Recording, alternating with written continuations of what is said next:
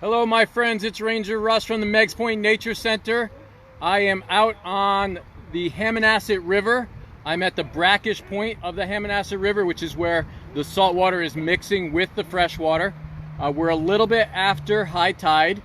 We've got a few people with me. I'm gonna put the camera in the mount here, and we're gonna go down the river for a little while. I'll talk about some of the things we see. You can say hi to Amber, she's with me. Hello, Amber. There she goes. All right, so let me turn the camera. Okay, so here we are.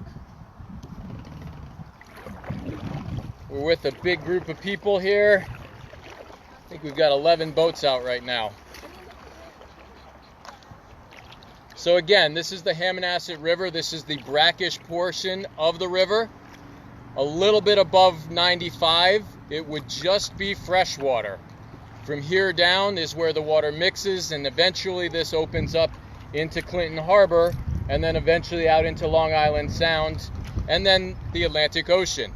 The farther you go down the river, the more salt water you're going to encounter. So when you get out into Clinton Harbor, there's going to be a little more salt there. When you get out into Long Island Sound, more salt again, and then the Atlantic Ocean will have more salt. If you watch in front of the boat, usually about 10 to 15 feet in front of the boat, you might see what looks like a little black thumb sticking out of the water. That would be a diamondback terrapin's head. They will stick their heads out and watch as you get closer. When you get too close, then they go under and you won't see them. But they'll watch you. They're pretty curious about us paddling down the river. So the farther out we get down the river, the more chance we might have of seeing them.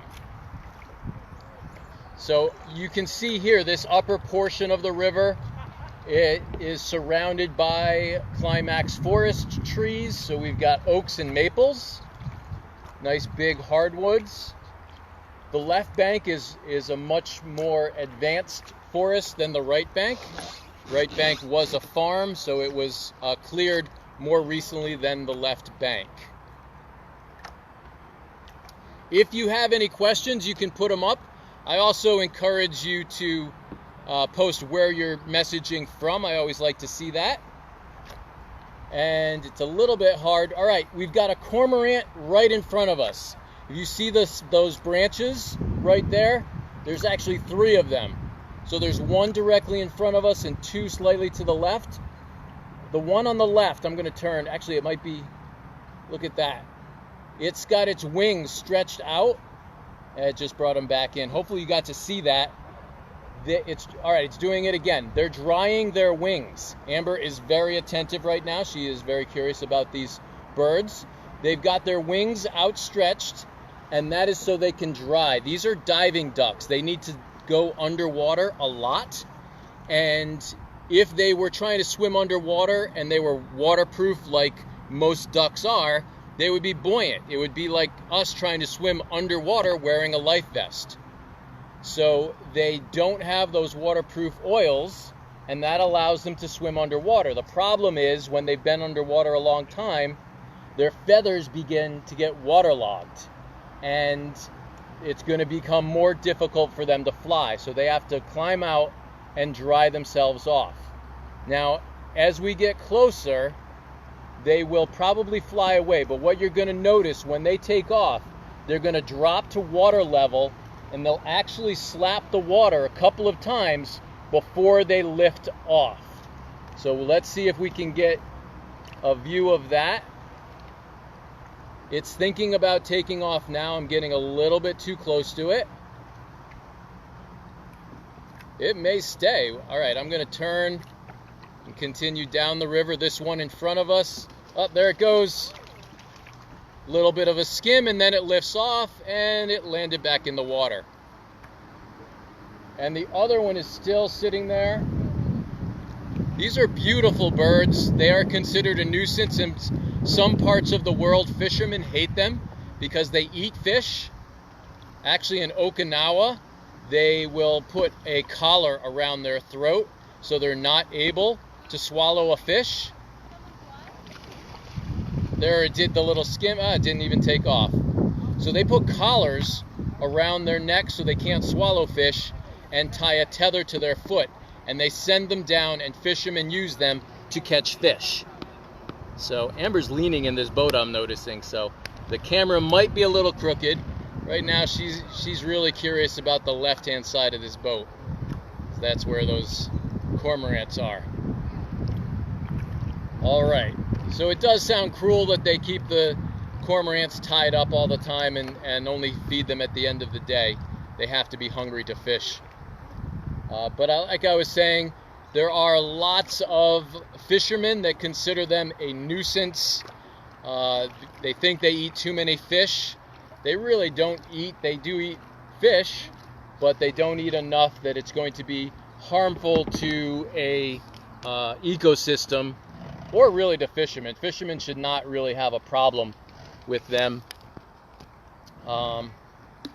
catching the small amount of fish that they do catch. All right, so it looks like there are lots of boats out on the river here today. And we're coming out more into a marshy area. Eventually we'll open up into full salt marsh, but you can see there's still that nice upland climax forest on the left-hand bank. There's some tall Phragmites, the tallest and the brownest grasses right there. Those are actually a reed. That's Phragmites.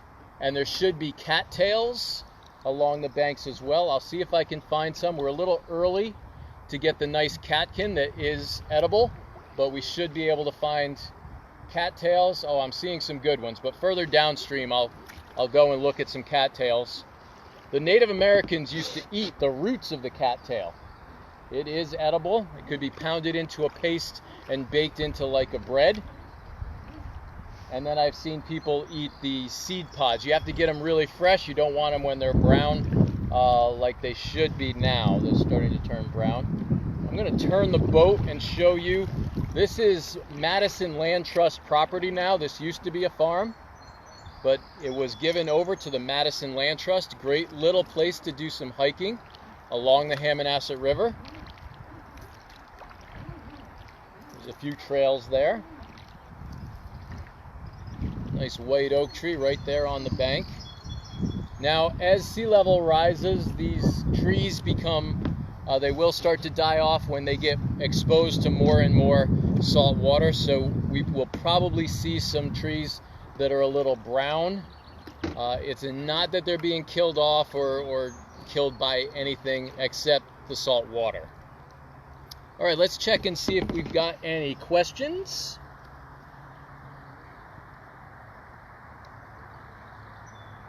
I see a lot of people are in, and no questions yet, so that's really cool. Again, we are on the Hammanosset River, heading downstream. So this is a brackish portion of the river. Here, I'll turn the camera around again so you guys can see. Amber is with me. Can you see Amber? She's too close to the camera. She's really curious about what we're looking at out here. All right, so let's continue down, see what other things we can find. Now, I used to do this as part of the Meggs Point Nature Center programs. I did this twice a week for about 12 years during the summer. Can't see my screen.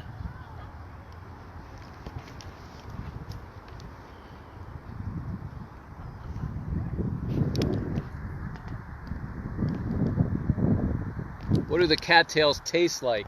It really depends on how they're cooked. I've had them as fritters, and I think anything as a fritter tastes just like a fried fritter. So you can put just about anything in it. But I've never had the root of the cattail.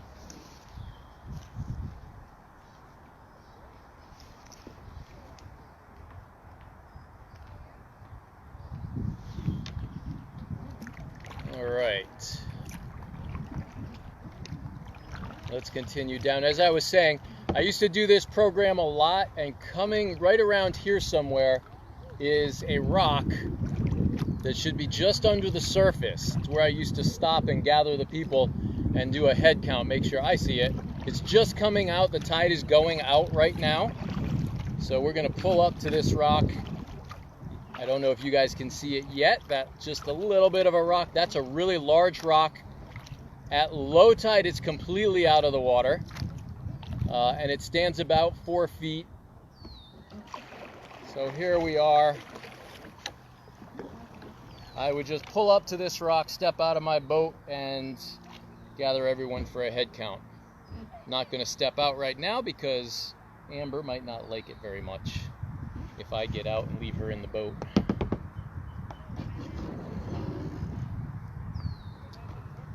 Where could I launch a kayak?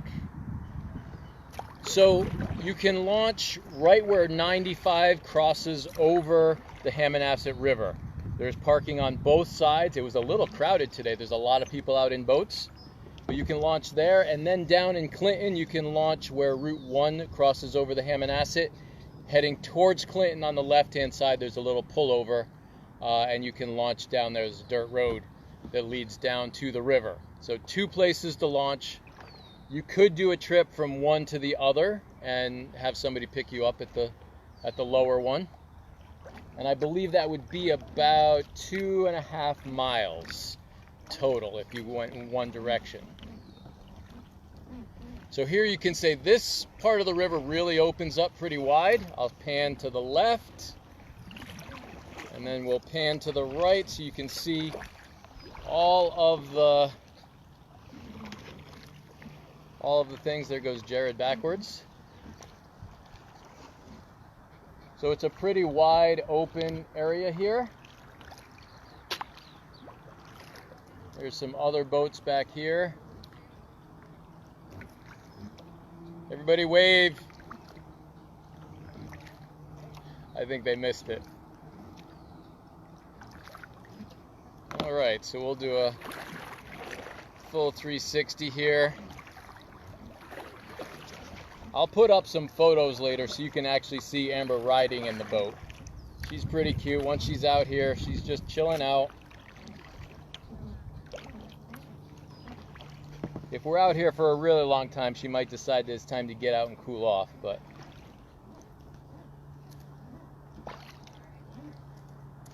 good girl. All right.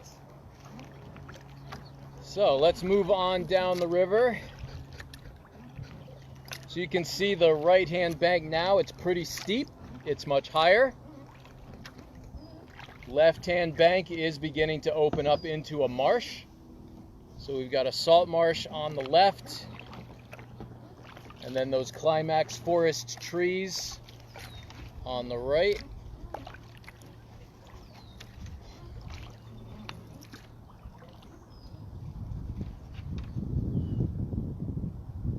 I hope everyone has a nice view. I hope everyone enjoyed their 4th of July. Happy birthday to America.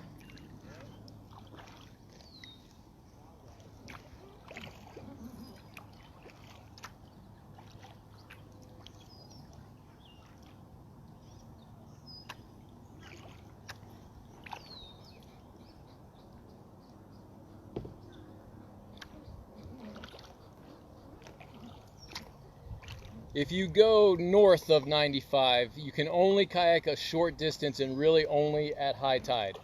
At low tide, it would be harder to get to the 95 overpass. You actually have to walk a little ways. All right, I'm seeing a really cool flower in here. This is in the morning glory family. And I believe this is a mallow. Marshmallows are a flower where the marshmallow got their original flavor from this plant. It's kind of up there. You can see those pink and white flowers. I believe those are marshmallows. There are a couple of other morning glories that grow out here. So hopefully I'm not getting those morning glories confused, which I've been known to do. And I'm hearing a red-winged blackbird. So you can see these really tall Phragmites. The reason that Phragmites is such a terrible invasive is, first of all, there's no nutritional value in the seeds of Phragmites. And the other problem is that some of the birds that nest in salt marshes, this is too tall. This is an alien environment to them. So they haven't adapted to nest in marsh grasses that are this tall. Our native marsh grasses get a third the size of Phragmites. So that becomes, you're changing the habitat and taking away nutritional seeds and replacing them with things that have no nutritional value for our local birds. All right, so here's some cattails. Right there, you can see they have narrow catkins. There are freshwater cattails, and then we've got the brackish water cattail here that can also grow in freshwater. The freshwater cattail gets a thicker catkin, so it'll look like a really fat hot dog, or more like a sausage type of thing, where the brackish water ones stay a little thinner than a hot dog. And that's a small patch of cattails in with a lot of Phragmites. One of the birds that has adapted to nest in the marsh grasses is the Marsh Wren. And hopefully I'll find a Marsh Wren nest on this trip, which would be really cool. If I don't find it while I'm live, I'll make sure to take some pictures and we'll put it up. It basically looks like a woven football suspended up in the reeds. So the Marsh Wren is a weaver. It weaves a nice little nest. So I'm hearing an osprey, and now I see the osprey. And I'm going to turn the camera so you can see the osprey. You can see that platform right there. There is an osprey on the platform. I think we've got 4 or 5 osprey platforms on the river, and I've seen almost all of them, and almost all of them all the ones I've seen are occupied. The osprey used to be an endangered species. At their lowest point, there were 4 nesting pairs of osprey in the entire state of Connecticut, and of those 4 nesting pairs, only 1 was successful. Is it 3 or 4? I don't know. It was less than 5 nesting pairs of osprey in the entire state of Connecticut. And at Millstone Power Plant, 1968, was the only... Oh, there's a turtle. There's a diamondback terrapin. It's got its head out directly in front between me and the osprey. I'm pretty sure that's the terrapin. Yep, and it just dove under. I hope you guys got to see it. It would have been super tiny, and you would have just seen really the mouth of the turtle. But that was a diamondback terrapin. So the osprey was virtually extinct in Connecticut. 1 produced in 1968. From that point, we've made a fantastic comeback. There are over 300 nesting pairs of osprey in the state of Connecticut. And Hammanosset Beach State Park has 5 nesting pairs. All of them were successful over the past years. So we are producing well more than 5 times as many osprey at Hammanosset than we used to produce in the entire state of Connecticut. So it's a great comeback story. You know, a bird that was virtually wiped out, not just in Connecticut, but across the country. Their numbers were in really steep decline. And now we've got many of them. We actually, a couple years ago, had a osprey platform with the camera on it. So if you visit megspointnaturecenter.org, you can view our osprey camera. 2 years ago, we had 4 eggs, which we thought, you know, they're not all going to survive. Then they all hatched, and we thought, well, not all of them will fledge. They all hatched, they all fledged, they were all successful. It was spectacular. That's the baby just stretching its wings there. You can tell it's got more of a speckled pattern, and the female is sitting next to it. She's got a belt across her chest. The male's chest is pure white, and the female's chest has that stripe. They call it a necklace of little brown speckles. And Amber is very interested in watching the osprey. She just noticed them. Osprey are absolutely spectacular. It's one of the birds that's zygodactyl, which means they rotate their talons. Most birds have 3 talons facing forward and one that faces the back. The osprey rotate their talons, so they've got 2 facing the front and 2 facing the back.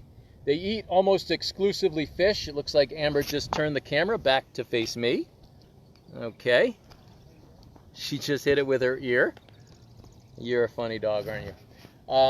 So yes, they rotate their talons 2 forward, 2 back because they're eating fish and they need to be able to catch their prey and hold on to it. So they rotate their talons. They also have sticky pads. I don't know if you guys can hear it. It's squawking away right now. They have little sticky pads on their feet to help them hold on to the fish. So it's pretty neat. They've completely adapted for catching fish. They can catch fish in up to 3 feet of water. So if you imagine, that bird is not that large. It will completely submerge, grab a fish off the bottom, and then lift itself back out before the water engulfs the bird. It's really fast. I was actually one time, I was working at Rocky Neck. I was building a bridge over a small brackish water brook. And I was standing in the water under the bridge, driving a nail in, and all of a sudden there was a slap of water. I just about jumped out of my skin. I turned around just in time to see the osprey lifting off of the water with a fish. It had grabbed the fish, lifted off, and flew away with a fish. So it was pretty awesome to watch that happen. They're the only bird of prey that after it captures its prey, it turns it head first as they fly back to the nest. That reduces wind resistance. It increases the weight that they're able to carry because it's making the fish more streamlined to the wind. All right, we're looking at a whole lot of Phragmites again, but I want to take note here. We've got some flotsam. There's a little bit of debris floating here. Now the tide is going out right now, but you can see the wind is blowing in, so you get this little swirl of debris here from the tide pushing one way and the wind pushing the other way. The Hammanosset River, unless it's extremely windy, this is going to be a very calm, flat paddle. It's a lot more like paddling on a lake than on a river. You almost never are affected by currents or tides, but you are affected by the wind. All right, looks like we have a question here. I'm gonna pick up the camera so I can see it better. It's a little bit far away. All right. Thank you. Wonderful service during the pandemic.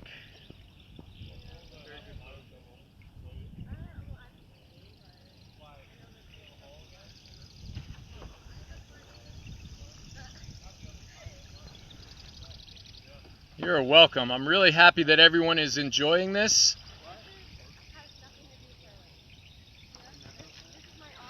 I love that. People think that you feel like you're here, and that's exactly what I want.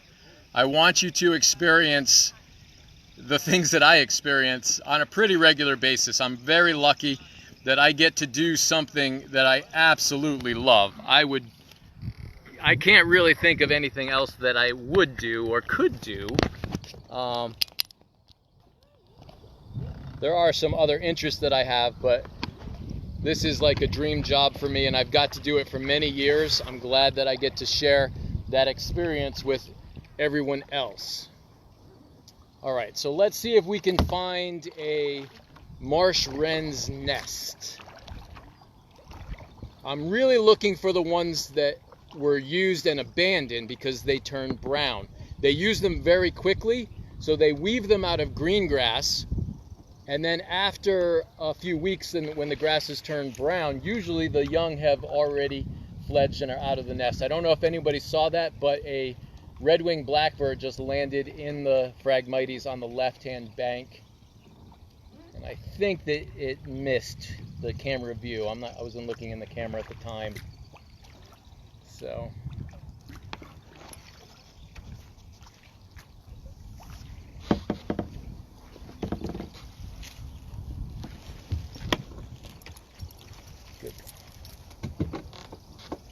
also really lucky that I have such a calm dog in a canoe or a kayak, because it could be a really different experience if she was jumping around on me. Well, if she gets too hot, she might decide it's time for a little cool down swim. Although, I don't know if you guys can hear it, there's a really nice breeze right now. Someone would like me to repeat the launch site. So we launched where 95 crosses over the Hammanosset River. It's down River Road in Madison. You can also launch down in Clinton. If you're going from Madison to Clinton, it would be right after you go over the bridge, over the Hammanosset. There's a little dirt road to the left and a little parking lot. You can launch there as well. So 2 points. Again, they're about 2.5 to 3 miles apart from each other.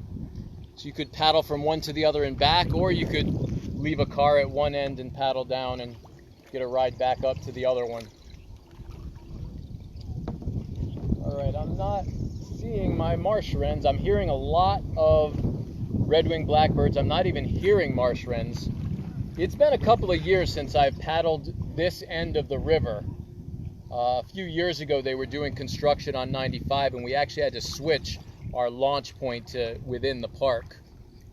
So from that point, we've been paddling the lower portion of the Hammanosset River, right where it opens up into Clinton Harbor.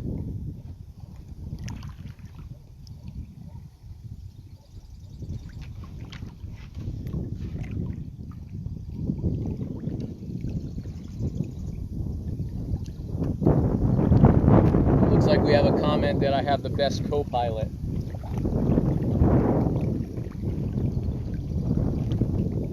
Oh look, there's an egret. So other boats have already passed it. Can you guys see? There's a great egret in that little channel going up on the side there. Look how it's got its neck stretched out. It's looking for fish. That's what they're doing. It's stretching out its neck. It's trying to get its head over the fish, and then they'll lunge down and grab it. I'm just going to drift by. I don't want to get any closer than this. It's already had some boats paddle right by it, so it's not too concerned with us, as long as we don't scare its prey away, which I think we're far enough away. Look at that beautiful stretch. And it's okay, it just flew to the other bank of that little cove. Let's see if we can see that little channel. And Amber just saw it, so she now knows. Oh, and there it goes. That was absolutely beautiful. Look at how beautiful that bird is. Egrets are a bird that was also on the endangered species list. They used to hunt egrets for their feathers. The snowy egret and the great egret. And they would shoot them by the thousands in a single day. They would shoot thousands of these birds. The only reason they wanted their feathers was to decorate clothing, particularly hats. So they needed those big, long, feathery plumes from the egrets. They would shoot them, collect the plumes. I don't know what they did with the rest of the birds. They did not eat them, so pretty wasteful. Oh, I don't know if you saw that, but a marsh wren just flew by. I don't see a nest, though, on either bank. Oh, I think there's a nest. All right, let's hope that that is a marsh wren nest. It's where the marsh wren left from. I think that it is. Let me paddle over. I'm gonna get you a good look at a marsh wren nest, and that is an old one. It's nice and brown. All right, let's see if you guys can see that. All right, and I'm gonna pick up the camera now and show you a marsh wren nest. That is a marsh wren nest. Okay, let me maneuver the boat so the sun isn't in your eyes. Okay, again, this is all Phragmites on the bank, so I'm not too worried about crashing into it. And And there we go, a marsh wren nest. Little ball of grasses woven into a round nest. The bird enters through a small opening. Up. That was a marsh wren chattering at me.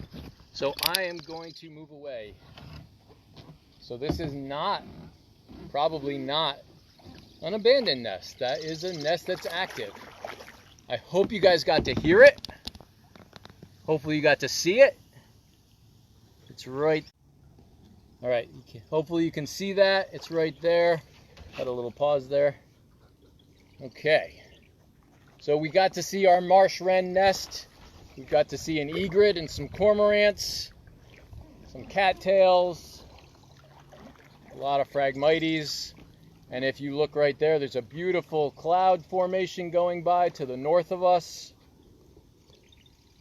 So I am going to sign off for now. Let me check first to see if we have any questions.